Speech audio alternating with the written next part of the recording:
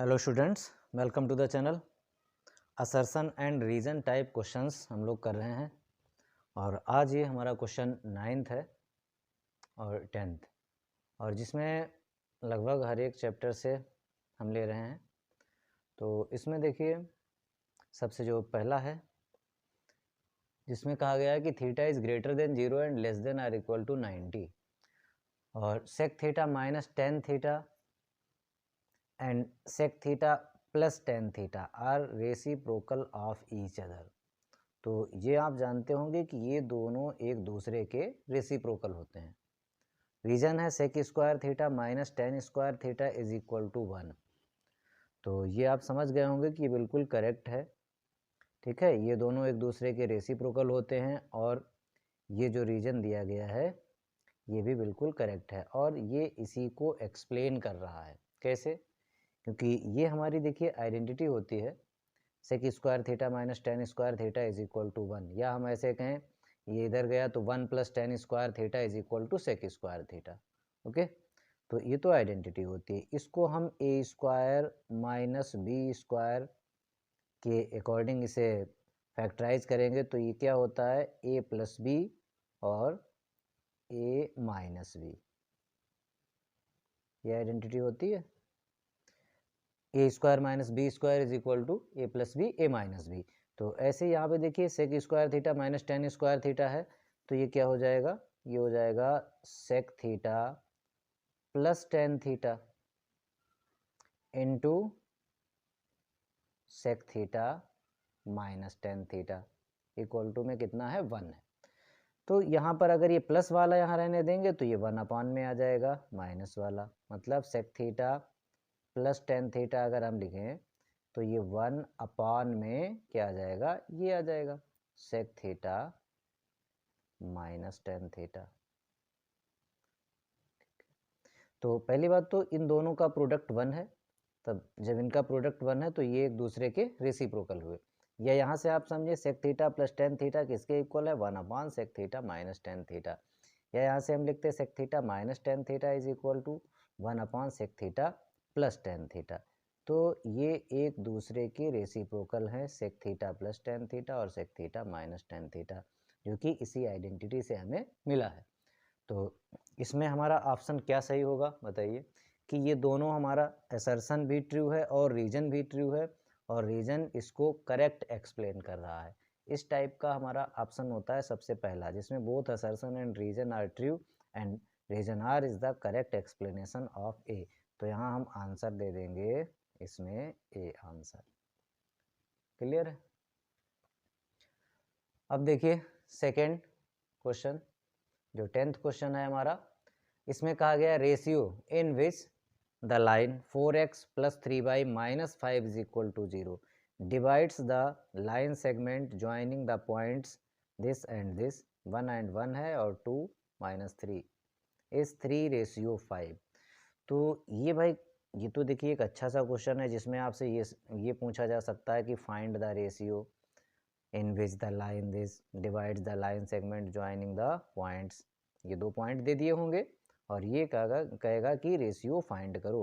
यहाँ रेशियो 3:5 कहा गया है तो हमें ये रेशियो निकालना पड़ेगा। एक अच्छा क्वेश्चन है ये। ठीक है, एनसीईआरटी बुक में हमारी जो ऑप्शनल पुरानी बुक में जो ऑप्शनल एक्सरसाइज है उसमें पहला ही क्वेश्चन इस टाइप का दिया है। तो हम रेशियो फाइंड करेंगे, अगर 3:5 आता है तो असर्शन हमारा ट्रू होगा, अदरवाइज नहीं। Reason the coordinates of the point P X Y which divides the line segment joining the points A x1 y1 and B x2 y2 in the ratio m1:m2। तो ये तो बात भाई बिल्कुल सही है, दो पॉइंट है इन्हें ज्वाइन करने वाला, दो पॉइंट है, इसके कोऑर्डिनेट हैं हमारे पास x1 और y1, इसके कोऑर्डिनेट हैं हमारे पास x2 एंड y2।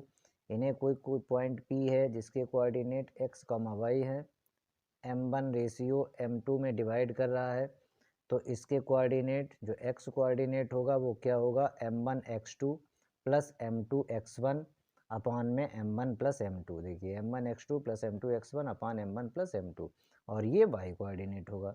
तो ये रीजन तो हमारा ट्रू है, रीजन कैसा है, ट्रू है। ठीक है, इसको हम असर्शन को देखते हैं ट्रू है या नहीं है। तो असर्शन के लिए देखिए इसमें क्या करेंगे, इसमें सबसे पहले हम यहाँ पर ये रेशियो सपोज करेंगे, इसका सलूशन रेशियो सपोज करेंगे, लेट के रेशियो 1। जब भी रेशियो निकालना होता है तो क्या सपोज करते हैं, के रेशियो 1। और ये देखिए इसका फिगर बना लेते हैं, पॉइंट ए है जिसके को इसे ए पॉइंट हमने ले लिया 1,1 और इसे बी पॉइंट ले लिया 2,-3। और किसी ये जो लाइन है ये कोई लाइन होगी, इसका ग्राफ जैसा भी बने तो वो अगर इस पॉइंट से पास हो रही है पी पॉइंट से, के रेशियो 1 है और पॉइंट यहाँ पर हम पी सपोज कर लेते हैं, पी जैसे मान जैसे ये है लाइन, सपोज दैट ये लाइन है, ये वाली, ये कौन सी लाइन है, ये है 4x + 3y - 5 = 0। ये इस लाइन सेगमेंट को पी पॉइंट पर कट करती है और किस रेशियो में, के रेशियो 1 में डिवाइड करती है। तो के ये रेशियो हम फाइंड करेंगे। इसके कोऑर्डिनेट पहले तो इसका x और y कोऑर्डिनेट हम निकालेंगे इस पी पॉइंट का। तो x कोऑर्डिनेट क्या होगा, इधर ये सेक्शन फार्मूला लगेगा, इधर देखिए x कोऑर्डिनेट जो होगा वो k का मल्टीप्लाई 2 से होगा, तो क्या हो जाएगा 2k। 1 का मल्टीप्लाई किससे होगा, इस 1 से होगा, तो 1 × 1 अपॉन में k + 1। तो ये x कोऑर्डिनेट कैसा आया, 2k + 1 अपॉन k + 1। ऐसे ही y कोऑर्डिनेट हम निकालेंगे और y कोऑर्डिनेट के लिए इस k की मल्टीप्लाई इस y कोऑर्डिनेट से -3 × k, तो -3k हो जाएगा, प्लस इस 1 का मल्टीप्लाई y कोऑर्डिनेट से मतलब 1 से, तो 1 × 1 1 लिख देते हैं सीधे, अपॉन में k + 1। ठीक है, यही formula m1 x2 + m2 x1 upon में m1 + m2, यही फार्मूला लगेगा। तो ये हमारा y कोऑर्डिनेट आया। अब देखिए ये P पॉइंट के कोऑर्डिनेट हो गए, ये x कोऑर्डिनेट है, ये y कोऑर्डिनेट है। तो ये P पॉइंट इस लाइन पे तो है ही, साथ में इस लाइन का भी तो पॉइंट है भाई, तो इसे सेटिस्फाई करेगा। ये दोनों हम इस लाइन में पुट कर देंगे। ओके, इसमें यहाँ ऊपर सोल्यूशन अप कर देते हैं, क्योंकि ये जो पॉइंट है कौन सा, x = 2k + 1 अपॉन k + 2 और y = -3k + 1 अपॉन k + 1। ये पॉइंट जो है पुट कर देंगे इन इक्वेशन 4x + 3y - 5 = 0। क्यों इसमें पुट करेंगे, क्योंकि इस लाइन का ये पॉइंट है तो इसे सेटिस्फाई करेगा, तो इसमें पुट कर देते हैं। देखिए 4 × x के प्लेस पर 2k + 1 upon k + 1 plus 3 × y की जगह -3k + 1 अपॉन k + 1। ये माइनस का 5 उधर भेज देते हैं तो प्लस का 5 हो जाएगा। अब देखिए अपॉन में k + 1 है, यहाँ भी k + 1 है, k + 1 इन दोनों का डिनोमिनेटर है, तो ये k + 1 उधर मल्टीप्लाई में भेज देंगे, या पहले ऊपर सिंप्लीफाई कर लेते हैं। 4 × 2 ये हुआ 8k और 4 × 1 ये 4 हुआ, अपॉन में कितना है k + 1, इसका मल्टीप्लाई करेंगे तो ये माइनस का 9k, इसका मल्टीप्लाई करेंगे प्लस का 3 अपॉन में k + 1 = 5। ठीक है, अब देखिए k + 1 डिनोमिनेटर सेम है तो ऊपर ये ऐड हो जाएंगे, 8k + 4 माइनस का 9k + 3 और पूरे के अपॉन में आ जाएगा ये k + 1 और ये k + 1 उधर पहुंच जाएगा, 5 के साथ में मल्टीप्लाई हो जाएगा।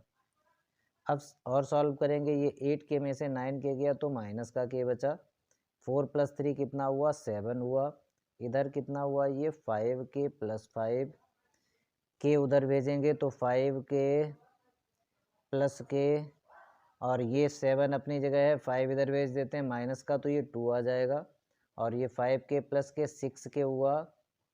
ठीक है, कितना हुआ 6k = 2, तो k = 2/6 मतलब कितना आया 1/3। तो देखिए कितना आया, ये समझ में आई बात या नहीं। इसे सॉल्व करेंगे आप तो k की वैल्यू आएगी 1/3। इसका मतलब जो रेशियो आएगा वो क्या आ रहा है 1:3। लेकिन यहाँ कितना दिया था, यहाँ दिया है 3:5 विच इज़ रॉन्ग। तो यहाँ से आप समझेंगे कि ऑप्शन हमारा कौन सा सही है कि असर्शन तो हमारा असर्शन फॉल्स है और रीजन ट्रू है। और देखते हैं भाई इसमें असर्शन फॉल्स और रीजन ट्रू वाला कौन सा ऑप्शन है, ऑप्शन डी है। तो इसका आंसर हमारा डी करेक्ट होगा। ठीक है, क्या करना है फिर से आप देख लीजिए, ये जो लाइन है 4x + 3y - 5, ये इन दो पॉइंट के लाइन सेगमेंट को ज्वाइन करने वाले जो लाइन सेगमेंट है उसे डिवाइड कर रही है k/1 में, मतलब 3:5 में कर रही है या नहीं, ये हमें चेक करना है। तो हम k/1 सपोज कर लेंगे, p पॉइंट के कोऑर्डिनेट निकालेंगे सेक्शन फार्मूला से, और यहाँ से फिर हमें ये कोऑर्डिनेट जो k की फॉर्म में है ये इस इक्वेशन में पुट कर देने 4x + 3y - 5 में। क्यों, क्योंकि ये पॉइंट भाई इस लाइन का ही तो पॉइंट है, इसलिए इसे सेटिस्फाई करेगा। तो यहाँ से हमें रेशियो पता चलेगा। Thank you students.